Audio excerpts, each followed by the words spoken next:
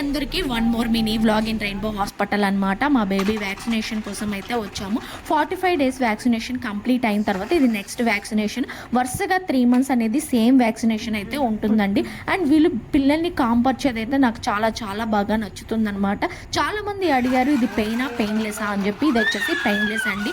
నేను మ్యాక్సిమం గవర్నమెంట్లో కూడా అవైలబుల్ ఉంటాయి, బట్ నేనేంటంటే ఇక్కడే డెలివరీ అయ్యని చెప్పి ఇక్కడే ప్రిఫర్ చేసాము మేము వ్యాక్సినేషన్స్ కూడా.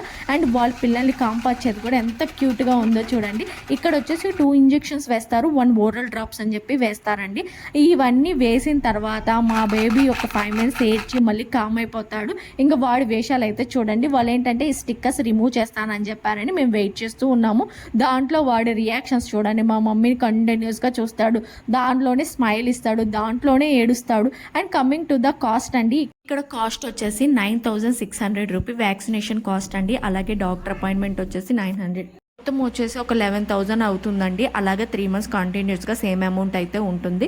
ఇంకా లాస్ట్ టైం 45 days వ్యాక్సినేషన్ అప్పుడైతే నేను దగ్గరకు కూడా వెళ్ళలేదు, నాకు అంత భయం వేసింది, దానివల్ల వీడియో కూడా తీయలేదు. ఇంక ఈసారి మా హస్బెండ్ రాలేదు, నేను మా మమ్మీ హ్యాండిల్ చేసామన్నమాట. వీడియో కానీ నచ్చితే లైక్ చేయండి, షేర్ చేయండి, సబ్స్క్రైబ్ చేయండి. Thanks for